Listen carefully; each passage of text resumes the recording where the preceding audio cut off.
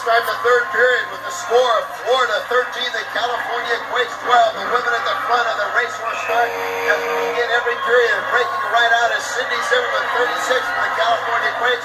And that's number 35, Suzanne Chalene for the Florida Sundogs. Now, I don't know if it's the immigration problem, but we are certainly seeing a more physical Suzanne Chalene than we are used to. And, of course, Cindy Zimmerman can get as physical as you want with anybody. It should be a very interesting jam. Both teams trying to get off to a good start in this one-point game. Well, you have to wonder if Suzanne Chalene is going to be able to keep up this physical play that she's not used to. Ken, the immigration issues aside, she might be getting tired all the way around. And the big elbow from Cindy Zimmerman drops yet two Florida Sundogs. And now we've got a referee. It looks like we waved off the 1 point, called it an illegal block, so we are still scoreless. As Zimmerman comes around battling, that's Andrea Franklin doing a good job. And now the referees wave it off entirely. You see Denise Loden down on the track, and that's Debbie Rice just getting up. There was the illegal block. We just saw the tail end of it. Crossing referee Sean Corbin to wave it off.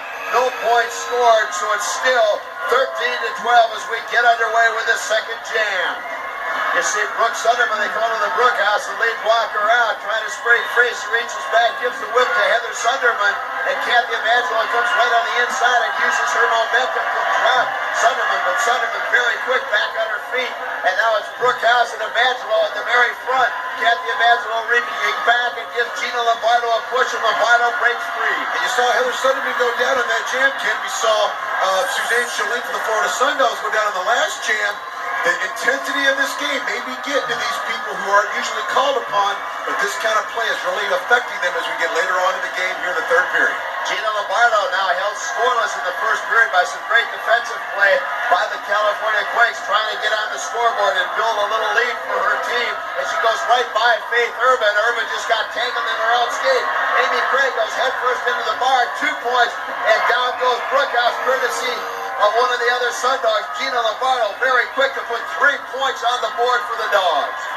And Ken, Gina Lombardo's not the flashiest player around. She's not that big, she's not that fast, but she has a way of getting it done.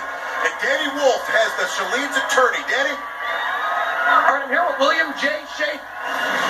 Shut up, D'Amato. Sorry, D'Amato keeps yelling William J. Shyster at you.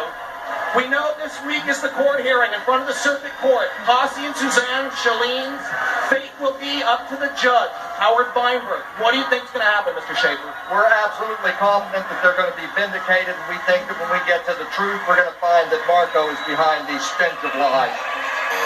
Well, I certainly hope in this case that William Schaefer is right on the ball. What a devastating loss to Florida that would mean for the Sundogs to lose both Posse and Suzanne Chalene. Well, it's on the line right now. Both teams going with their best skater. It's Debbie Rice and Denise Loden out for the Florida Sundogs, being trailed by Stacy Blitch of the California Quake. Bob Squad and the speedster Amy Craig as they come around.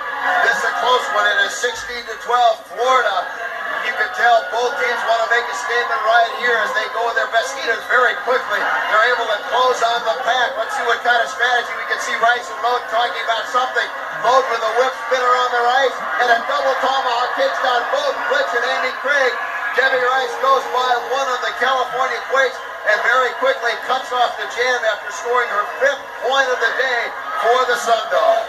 Ken, there you saw the 2 leaders of the women, Denise Loden for the Florida Sundogs and Stacy Blitz for the California Quakes, taking the initiative. These guys both jam, they both block, and in that case, they went into jam. They thought it was best for their team to do so. Florida did exactly what they wanted, stemmed the momentum of the California Quakes and added 1 more point to the board. This is Lindsay Francis. We haven't seen much of her jamming, being pursued by Jamie Conomack of the Bod Squad. I don't know quite why Francis decided to stop and pose, something uncharacteristic for her. Maybe that's the reason she felt she could take Conomack down with an elbow, and she did just that, maybe playing a little bit of possum for Jamie Conomack.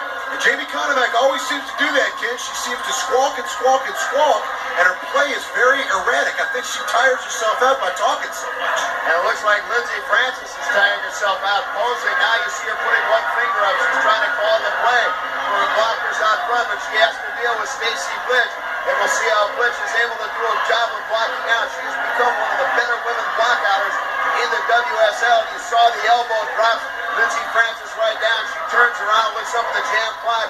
sees there's only a few seconds left, knows she can take Francis down, which she does once again. No score on that jam. Great job of blocking out right there by Stacey Blitch. Well, Ken, and Stacey Blitch, I talked about last jam how she can jam and block as one of the few players here in the World Skating League that can. Right there, you saw her doing a great job of blocking as Sean Atkinson looks on. She really gets it done when her team needs it. You can say what you want to about her, but she plays, and she plays well, both jamming and blocking.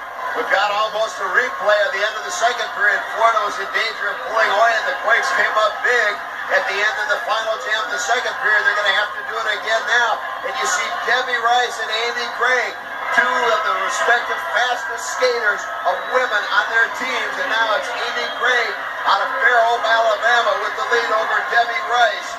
And Amy Craig kind of emerged from the shadow of Debbie Rice when she was injured here, Ken, in the World Skating League. And now that Debbie Rice is back, Amy Craig does not want to give up her newfound publicity. They're both matched up very well. Debbie Rice 5'5", 120. Amy Craig 5'4", 1 1/4. And they both go down, but Amy Craig is able to get to her feet a little quicker as Debbie Rice went headfirst into one of the support rails around the track. Here comes Amy Craig using that speed to very quickly close on the pack. And right there, passing Debbie Rice. That's already 1 point for Amy Craig.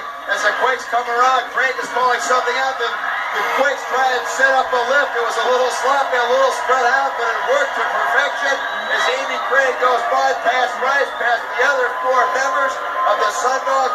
5 big points for Amy Craig, her first 5 points of the game. And you said it was sloppy. You said it wasn't that spread. It was too spread out, Ken, but it got it done. And Amy Craig able to showcase some of that speed. And Denise Loden and Stacey Blitch again going at it, Ken. They've been going at it since about last week as these rumors of the romance have added insult to injury as our referees try to sort things out. We'll be back.